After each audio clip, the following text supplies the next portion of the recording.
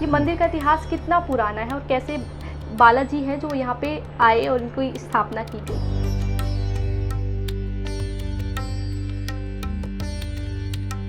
यहाँ आसोटा गांव है, 40 किलोमीटर दूर। जी। तो 40 किलोमीटर खेत हल चला रहा था, उसके हल की नोक से कोई पत्थर से वो हल रुक गया।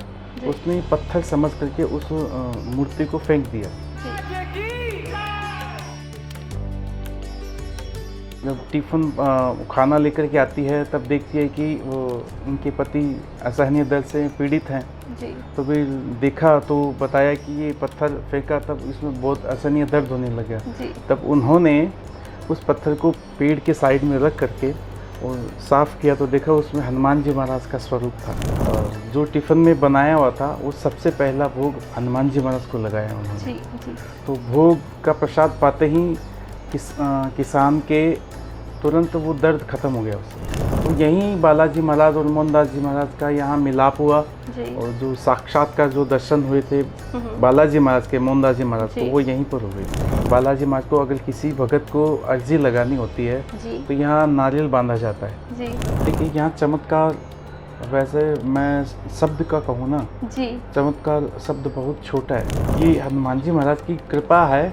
हाँ। कृपा का देखा जाए तो इतनी कृपा है भक्तों पर, ये इस चीज़ का प्रमाण है जो आज लाखों लोग बाबा के दर्शन करने आते हैं ना, भीड़ है, बहुत भीड़ तो है, यही एक कृपा का ही प्रमाण है। यहाँ अगर जिस भगत ने बालाजी महाराज को अगर अपने मन के भाव अर्पित कर दिए तो समझ लो बालाजी महाराज ने उसका हाथ पकड़ लिया, उसको पीछे मुड़ के देखने नहीं दिया।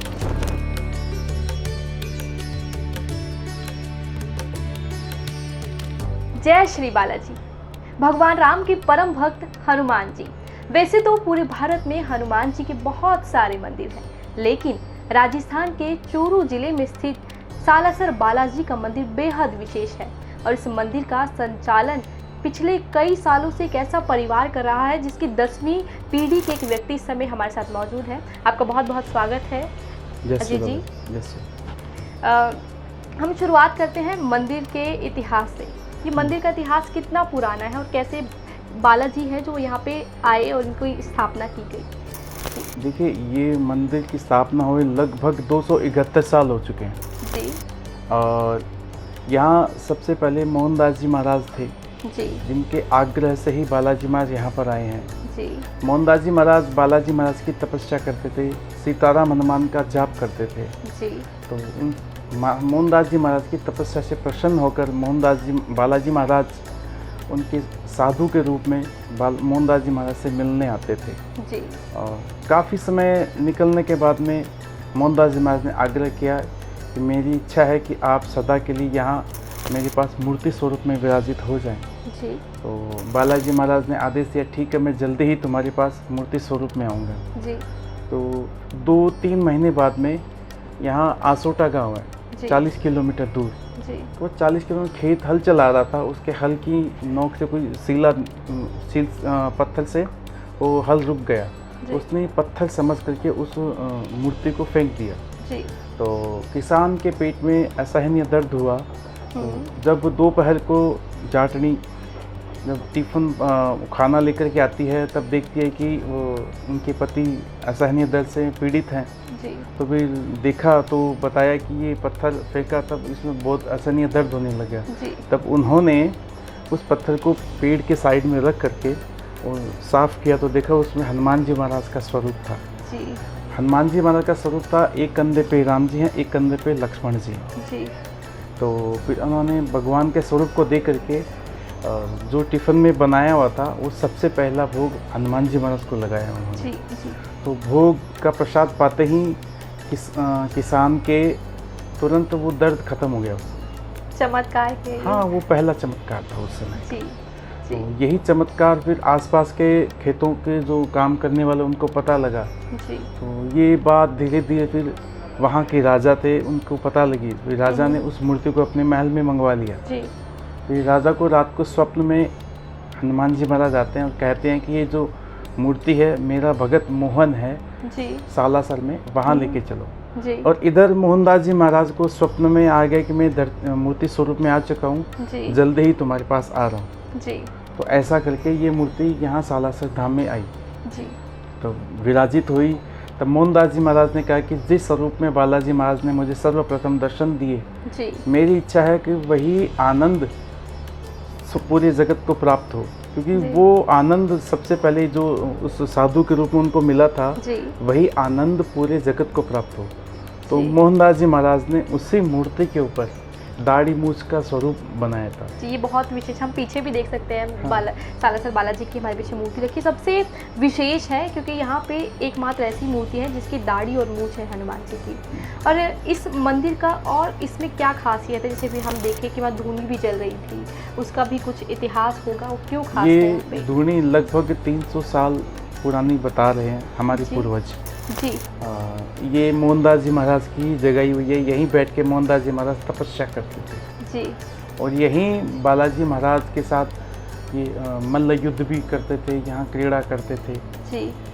तो यहीं बालाजी महाराज और मोहनदास जी महाराज का यहाँ मिलाप हुआ जी। और जो साक्षात्कार जो दर्शन हुए थे बालाजी महाराज के मोहनदास जी महाराज को, वो यहीं पर हुए थे। ऐसा माना जाता है कि इस मंदिर में जो भी मुराद मांगी जाती है वो हमेशा पूरी होती है। हाँ, निश्चित होती है, क्योंकि यहाँ हमेशा श्रद्धा और भावनाओं का विशेष प्रभाव रहता है। जो भी भगत अपनी श्रद्धा और भावना के अनुकूल यहाँ बाबा से अपनी मन्नत या कामना मांगते हैं, तो उसी के अनुकूल बालाजी महाराज उनकी कामनाओं को पूर्ण करते हैं। यहाँ एक विशेषता है, यहाँ बालाजी महाराज को नारियल बांधा जाता है। जी, नारियल। हाँ जी।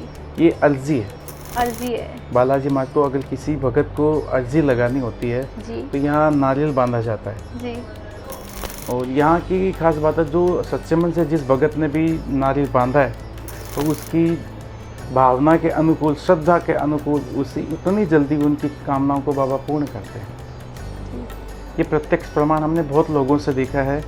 इस सर्वप्रथम नारियल सिक्कर के तत्कालीन राजा थे देवी सिंह जी, उन्होंने सर्वप्रथम ये नारियल बांधा था क्योंकि उनके 17 से 18 साल हो गए, कोई संतान नहीं थी। कोई भगत ने कहा कि आप महाराज जी, आप वहाँ मोहनदास जी महाराज है, वहाँ पे जाओ, वहाँ कोई चमत्कारिक मूर्ति आई है हनुमान जी महाराज की, तो वहाँ आप जाइए, क्या पता आपका कल्याण हो जाए। तो राजा यहाँ पर आए मोहनदास जी महाराज के पास और मोहनदास जी महाराज को अपनी व्यथा सुनाई। तो मोहनदास जी महाराज ने कहा कि आप यहाँ नारियल के ऊपर लाल कपड़ा लपेट करके यहाँ बाबा को मन्नत सुनाओ, फिर यहाँ नारियल बांध दो पेड़ पर। तो उन्होंने अपनी मनोकामना बाबा को सुनाई, थल पर नारियल रख करके फिर यहाँ पेड़ पे नारियल बांध दिया। जी, तभी से ये प्रथा जो है वो चलती आ रही है। फिर उनके 1 साल बाद सुपुत्र रत्न की प्राप्ति हुई, जिसका नाम रखा उन्होंने लक्ष्मण सिंह, और उन्होंने लक्ष्मणगढ़ को बसाया। आज ये अपन देखते हैं, यहाँ से 30 किलोमीटर है दूर लक्ष्मणगढ़। तब से ये प्रथा कंटिन्यूटी चली आ रही है। मतलब जिनको संतान प्राप्ति नहीं होती, अगर वो यहाँ पे आके अर्जी लगाएंगे तो हाँ, निश्चित हो संतान प्राप्ति क्या, कोई भी अगर अटके हुए कार्य है, कोई भी कामना पूर्ति के लिए, शुभकामनाओं की इच्छा के लिए बाबा के यहाँ अर्जी करता है, बाबा उनकी कामनाएं पूर्ण करते हैं। एक अर्जी का विशेष प्रावधान है, अगर आपको बालाजी महाराज से कुछ प्रार्थना या कुछ अर्जी या शुभकामना बाबा से करनी है, तो उससे पहले आपको बालाजी महाराज से क्षमा प्रार्थना करनी होगी। क्षमा प्रार्थना, क्योंकि क्षमा प्रार्थना करेंगे तो हम बालाजी महाराज से कुछ मांगने लायक बनेंगे। क्योंकि अपने साथ जो कुछ भी होता है, जो कुछ गलत हो रहा है, वो अपने प्रारब्ध होते हैं। तो हाँ, उनकी भूल चूक और माफ़ीनामा के लिए बालाजी महाराज से प्रार्थना की जाती है कि बाबा हमसे कोई भूल चूक हो गई है जाने अनजाने में, हमें माफ़ करें। फिर हम कुछ मांगने के हकदार बनते हैं, उसके बाद आप बाबा से अर्जी लगाइएगा। यह है यहाँ का विशेष अर्जी का प्रावधान। मैं सभी जो दर्शक हैं उनको यही प्रार्थना करता हूँ, निवेदन मेरा अनुरोध है आप सभी भक्तों से, बाबा से जो भी अर्जी लगाएं, सर्वप्रथम बाबा से क्षमा प्रार्थना करिएगा और क्षमा प्रार्थना के बाद फिर अपनी जो भी शुभकामनाएं बाबा को सुनाइएगा, अर्जी लगाइएगा।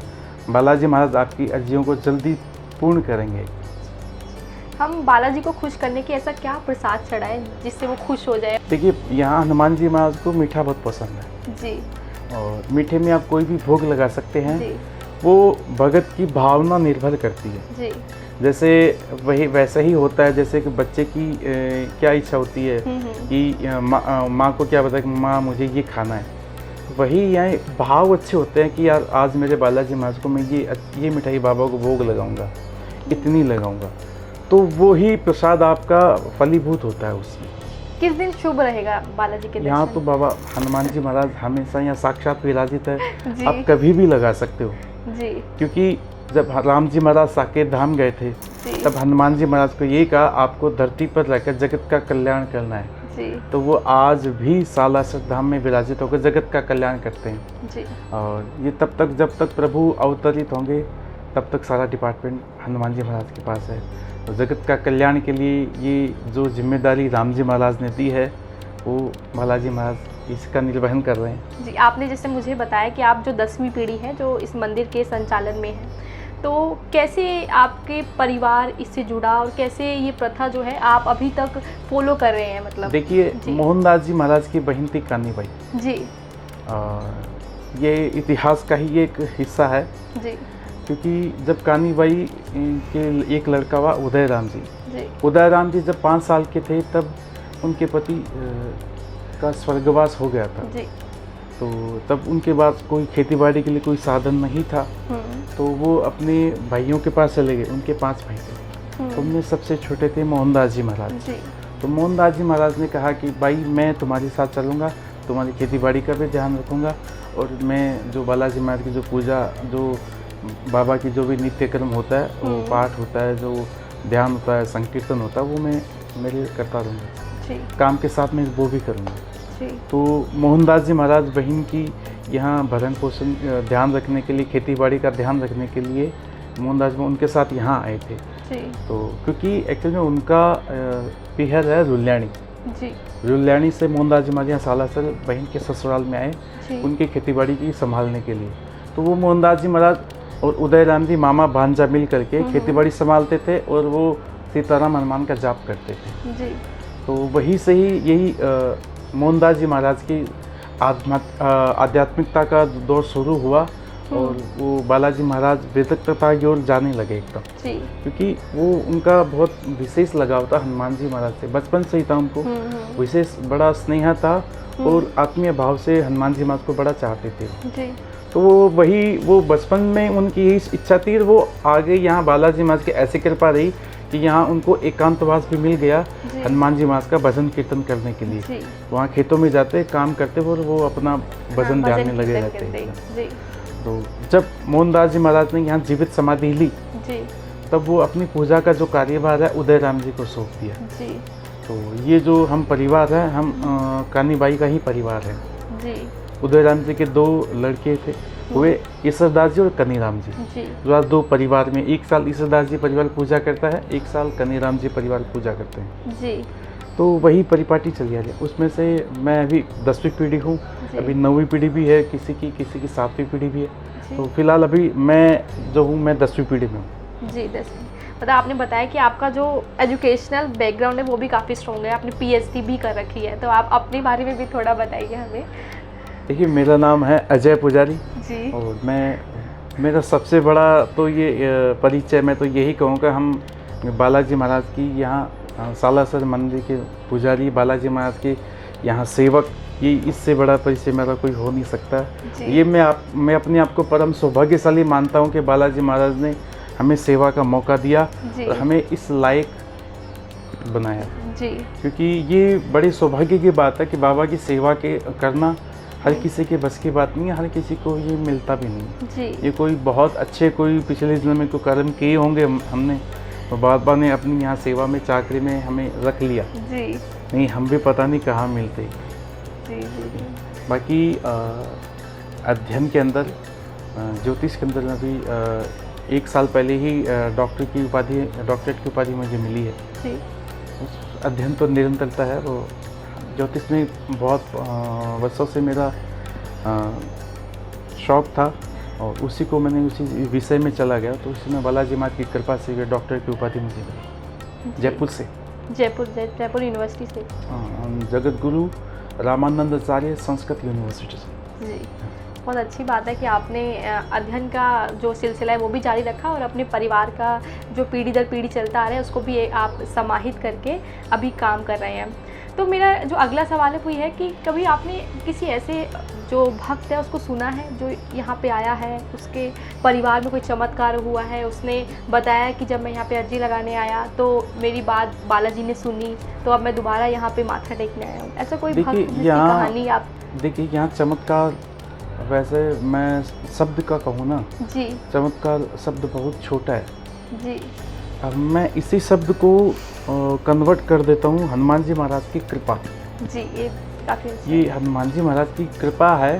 हाँ। कृपा का देखा जाए तो इतनी कृपा है भक्तों पर, ये इस चीज़ का प्रमाण है जो आज लाखों लोग बाबा के दर्शन करने आते बहुत हैं भीड़ है, बहुत भीड़ तो है, यही एक कृपा का ही प्रमाण है। जी, जिसको बालाजी महाराज दे रहा है कुछ न कुछ, हाँ। तो वो भगत अपनी आत्मीय भाव से बाबा के दरबार में दर्शन करने आता है। जी, क्योंकि यहाँ अगर जिस भगत ने बालाजी महाराज को अगर अपने मन के भाव अर्पित कर दिए जी, तो समझ लो बालाजी महाराज ने उसका हाथ पकड़ लिया, जी, उसको पीछे मुड़ के देखने नहीं देते। जी, ये यहाँ क्योंकि हनुमान जी महाराज यहाँ साक्षात है। आप कभी भी अगर ऐसा सोच के आए हो कि हनुमान जी महाराज की मूर्ति के दर्शन के, यहाँ हनुमान जी महाराज की मूर्ति नहीं, यहाँ तो हनुमान जी महाराज खुद बैठे हैं। जी, आप इस चीज़ का भी मैं प्रमाण आपको बताऊं हम्म, कि आपने कभी हनुमान चालीसा पढ़ा होगा, सुना है मैंने, सुना है? जी, अब उसका कभी पढ़ो ना, उसका हिंदी अर्थ पढ़ना, जी, उसकी एक एक लाइन हनुमान जी महाराज की जो उसमें चरित्र चित्रण लिखा हुआ ना, उसकी जी। एक एक लाइन का अर्थ सालासर धाम से जुड़ा हुआ मिलेगा आपको। जी, इसकी 2-4 लाइनें मैं आपको हाँ, बता हाँ, देता हूँ। दीजिए। कंचन वर्ण विराज सुबेसा, जी, ऐसे हनुमान जी का श्रृंगार जो सुवर्ण के जैसे हो, जी, ये पूरा सोने का श्रृंगार है। जी, देखने में बहुत बहुत अद्भुत है। और हाथ वज्र और ध्वजा विराजे, जी। ऐसे हनुमान जी महाराज का स्वरूप है। एक हाथ में वज्र लिए में, एक हाथ में गदा है। जी, यहाँ एक हाथ में वज्र, एक हाथ में गदा है। जी, जी, देखिए एक हाथ में वज्र हो गया, एक हाथ में हाँ, वो फिर- ध्वजा है, जी, जी, हाँ, हाँ, दिख रहे हैं। ठीक है। और कानन कुंडल कुंचित, कैसा कानों में कुंडल है। जी, और यम कुबेर दिखपाल जाते, जहाँ यमराज कुबेर दिखपाल। जी। तो फिर अपन अंदाज़ा लगा सकते हैं कि अंदर हम कौन बैठे हैं। जी, यहाँ हनुमान जी महाराज का दरबार ऐसा है कि हनुमान जी महाराज भगत को कुबेर के जैसे धनाढ्य भी बना सकते हैं, जी, और संकट मोचन भी है। जी, और संकट जितना भी घोर संकट हो भगत उसमें ग्रसित हो, पीड़ित हो, हम्म, घोर विघ्न बाधाओं से, हम्म, उसको वो निकाल के भी ला सकते हैं। जी। दोनों पावर हनुमान जी महाराज। मतलब जो आजकल के युवा हैं कैसे धर्म से दूर जा रहे हैं और कैसे उनको धर्म के करीब आना चाहिए, इसके बारे में भी कुछ कहना चाहिए। कैसे आप देखते हैं आजकल के जो युवा हैं वो सोशल मीडिया का ज़माना है, कैसे उसी में अपना समय व्यतीत कर रहे हैं? देखिए अगर आप यहाँ, मैं सोशल मीडिया के माध्यम से, इस जी, चैनल के माध्यम से मैं आप सभी भक्तों से यही अनुरोध करता हूँ जी, कि हनुमान जी महाराज से आप 3 रिश्ते बनाइएगा।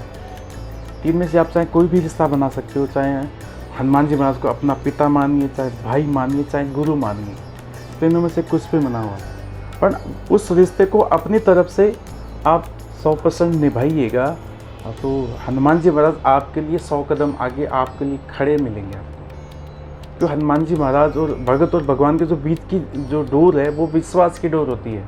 जी, विश्वास की बदौलत ही भगत की जो प्रार्थनाएं हैं, जो अर्जी हैं, उनको स्वीकार करते हैं। अभी कलयुग में हनुमान जी महाराज का जो यहाँ दरबार है, बहुत बड़ा दरबार है। और हनुमान चालीसा में कहा है, चारों युगों प्रताप तुम्हारा, क्योंकि हनुमान जी महाराज का चारों युगों में प्रताप है। द्वापर में भी है, त्रेता युग में भी है, और कलयुग में भी है, सतयुग में भी है। तो हनुमान जी महाराज हर युग में मिलेंगे आपको। जी, जो भी यहाँ युवा वर्ग हैं, अगर हनुमान जी महाराज से अगर किसी ने भी एक भी रिश्ता अपनी तरफ से निभा लिया, तो बालाजी महाराज आपके सारे कष्ट और सारी बाधाओं को दूर कर देंगे। ये मैं निश्चित तौर पे ये दावे के साथ कह सकता हूँ, क्योंकि हनुमान जी महाराज ही एक ऐसे हैं जो आपको घोर संकटों से निकाल सकते हैं, और आपकी जो भी शुभकामनाएँ हैं उनको बाबा जल्दी से जल्दी पूर्ण कर सकते हैं। जी। बहुत बहुत धन्यवाद आपका अजय जी, आपने हमें अपना समय दिया। तो ये थे हमारे साथ अजय महाराज जी, जो जिनका परिवार है पिछले 10 पीढ़ियाँ हैं, जिन्होंने अपना समय इस मंदिर को दिया और अभी भी इनकी 10वीं पीढ़ी है जो इस कार्य को करती जा रही है और इन्होंने हमें इतिहास के बारे में बताया, उससे जुड़े कई चमत्कारों के बारे में बताया। आपका बहुत बहुत धन्यवाद।